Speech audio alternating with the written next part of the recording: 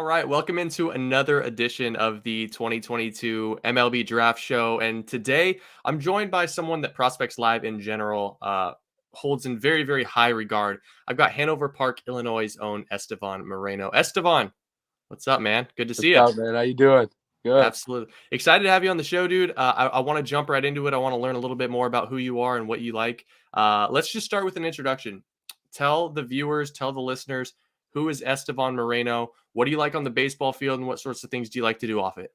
All right. So on the baseball field, I pretty much like a lot of people don't like this, is how mental the game is, and I think that's like a big part of the game is how your mental state is during the game or even after the game.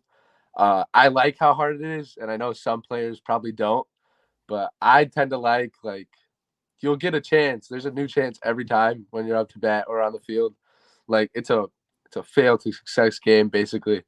Off the field, I like having fun. I mean, a lot of things I do just tend to happen with a lot of like baseball guys because I'm around baseball a lot. One thing I think a lot of people know about me is that I do like fishing a lot, so I think that's kind of a cool thing to do.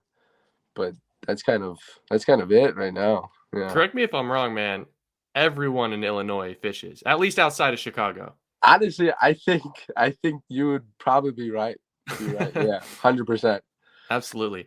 Well, let's talk a little bit more about the mental side of the game because I think that's really interesting. A lot of people don't like to have that be the first thing they bring up, but is it something where you just think you are a step ahead of some of the guys your age, just in terms of mental preparation and kind of going toe to toe with the pitcher in terms of what's next?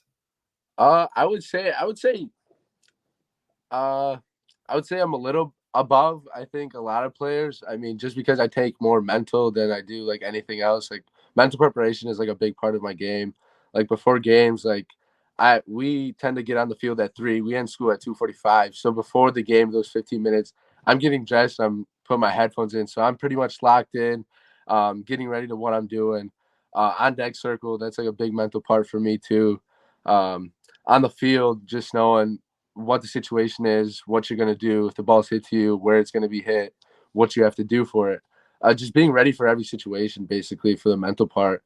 And then, like, I think the big thing is that people tend to think that, like, just because you fail means that you're, like, bad at something. But I don't think that's, like, a big part of the game. Like, you'll fail more times than you succeed. I've said before, I mean, I I like that. Like it's gonna be hard, and I think a lot of kids struggle with like the mental part of the game. But that's like a big thing that I take into consideration. So don't let the lows get too low and really celebrate the highs. Yeah, yeah, I dig it. Well, you mentioned the headphones. What's in the yeah. pregame?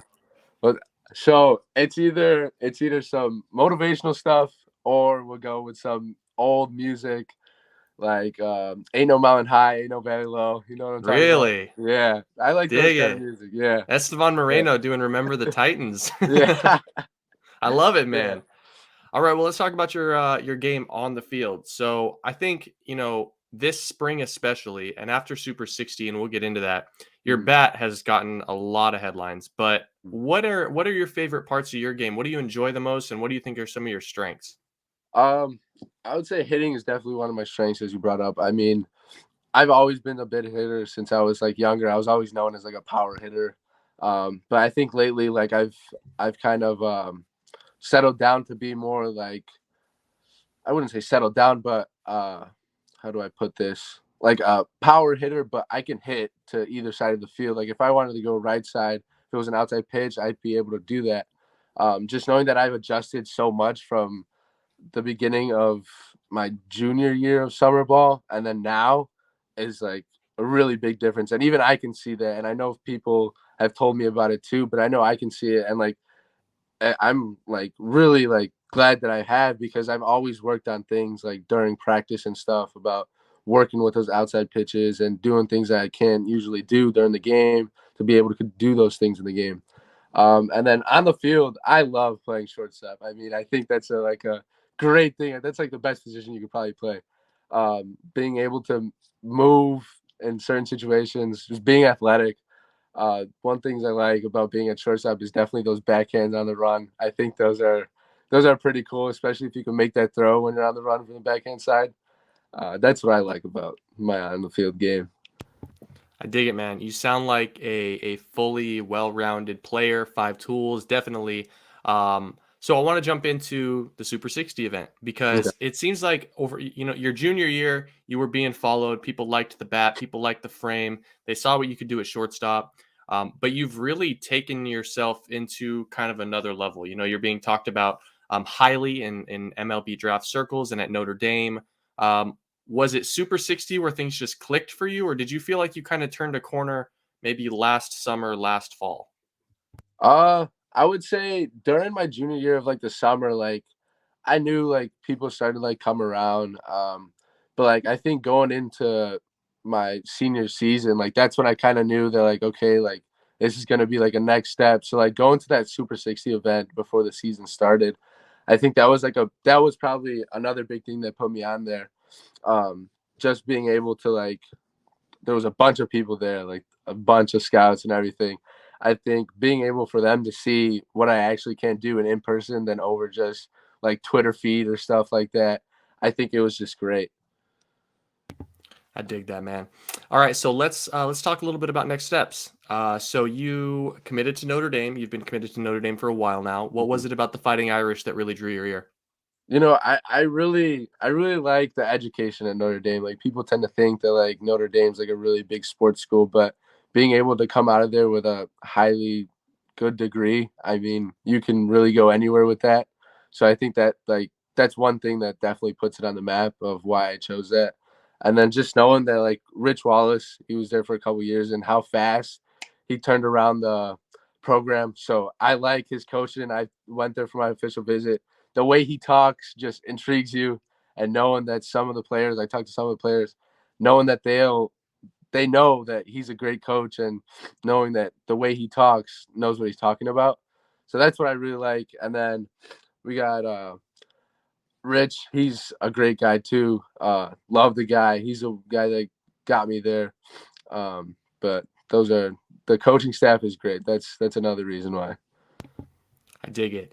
Okay, so let's talk a little bit about where you see your game going.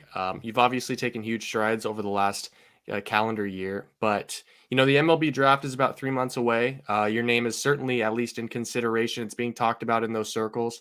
In the next 3 months, where do you want to improve your game? Is there an area of your game that you've kind of focused on? Um, I would say hitting wise is definitely a thing that I take a lot of preparation on. I'm more of a pull hitter, so a lot of people see me as he's just a big power hitter that pulls to the left side, and that's like one thing I want to try to get away from. And I think I definitely grown from there, but I would like to get a lot better from that. And then I would say being at shortstop, being athletic as I can. I know a lot of people see me as like a third baseman. I've talked about it a lot. But I would want to stay at shortstop for as long as I can until they tell me otherwise. Yeah, that makes sense. I have kind of an off the wall question. Yeah. Being from Illinois, being from that pocket, that Wisconsin Illinois pocket, it's really just turned into a hotbed of Yeah. baseball talent over the last decade. Do you personally take any pride in coming from that area? Is there a uh, you know silence the doubters type of mentality with cold weather ball? I would say a lot of people doubt Illinois, Wisconsin, this area right now. I take a lot of pride into it, knowing that like I've I went to the PBR Future Games, so I think that was like pretty big going to those state games and doing like with first like Iowa and all them. So I think I took really big pride of it. That's when I like started actually taking pride of it, knowing that like you go down to some of these tournaments and there's like Florida, California teams, and they don't think they can handle it just because it's so hot and you're from the cold. But I think that it's it's pretty cool that most of these guys in Illinois and Wisconsin can actually play the game better than some of the other guys from the other states. And I think that's what like a lot of people doubt us about. Yeah, I think the cold weather bats is it's coming, man. You guys Yeah. are definitely getting your time to shine. All right, so let's jump into some rapid fire questions to end this. One question that I like to ask is in terms of next steps, in terms of potentially Major League Baseball. What are you specifically looking for from a future team or a future employer in terms of player development? Like, how do you want to be treated? How do you want to be handled at the next level? Uh I would say I want to be handled pretty Um, I don't know how to put this. Like, I want to be hard. I want people to be hard on me. Just know that I grew up being like really like people were on me about my stuff. So knowing if I keep going that way and people keep getting on me about stuff, not like they know my full potential, so they know that it's not gonna like hurt my feelings or anything. But I think that's like a big thing of my game is that like people can be honest with me, especially coaches, and I think that's what like I would like the best is for coaches to be as honest as possible with me for me to get better and knowing that they're not going to be able to hurt my feelings because of what they say. How about from the Zoom calls that you had with scouts over the last, I don't know, 4 or 5 months? Was there what was the weirdest question that anyone asked you? Um, I don't even know. They ask a lot. They don't ask a lot of questions, but um, one of the guys did ask me. He goes, "How many strikeouts did you have at area code?" I said four or five, and then he was like, yeah. He was like, "I think you're wrong," and I was a little confused. I Oh, was like, jeez. he was a little harsh, and I was like, I was like, I don't know. He pulled up the stats. I think I was correct. So, but no, that guy was, it was a little off at that time, and that was one of like the beginning of my Zoom calls that I had. So I was a little like confused. I was like, why would you think I'm like lying or something? Just coming out with the interrogation right Yeah, out I of the was like, I gates. don't think I would lie about it. Jeez, even about strikeout. It'd be one thing if he was like, "Hey, how many homers did you hit?" You could be Yeah, like, no, it was "I know about for sure how strikeouts. many homers I hit." Yeah, yeah. And I was like, Jeez, man. probably like 3, 4, or 5. And he was like, I think you're wrong. And I was like, I don't really know. It was a while ago. He pulled up the stats and he was like, oh, never mind. You were right. You were right there. And I was like, yeah, I don't think I would lie about it. I got nothing to gain here, man. You got all the Yeah, numbers in front of you. exactly.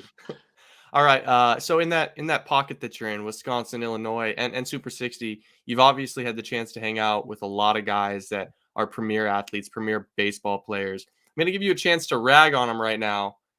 Who's got the worst sense of style out of the entire area? Uh, I, I'm gonna have to go with my boy Owen. He Owen Miller? no Owen Murphy. Owen Murphy. Yeah, not Owen Miller. Owen Murphy. No. Yeah, same Yeah, area. Yeah. yeah. So I played. The only reason I'm saying is that I played summer ball with the kid, so I know the kid up and down. So I love the kid. He can play baseball so good, but his style sometimes just creasing out. Like he went up to bat one time with no BGs, and I'm like, dude, what are you doing? I was like, what are you doing?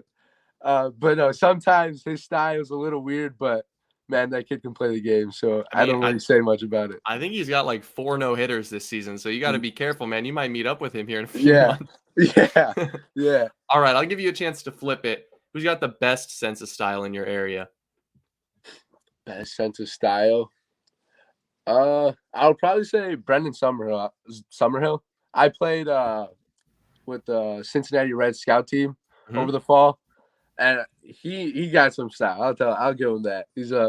He can pull it off too, just because he's a long, lengthy kid Yeah, he is. who can just his style is just kind of sick. So I'll give him that. All right, man. Last question. I don't know if you've ever watched any of these shows, but it's what we always end on. What is the most random fact you know about anything in this world that not a lot of other people know? Oh wow. That's, It stumps everybody. yeah, this is hard. The only thing that I can like even think about is like how we haven't discovered most of our ocean and the world's all water basically. That's That's like pretty the only good. thing I Yeah, got. I dig that. Yeah, there's a lot of the deep, dark areas of the ocean totally Yeah, unexplained. yeah. Well, Esteban, hey man, it's been a pleasure. We're big fans of you. Keep ripping out there. I think you're gonna do big things, and we will talk to you soon, my man. All right, appreciate it, man.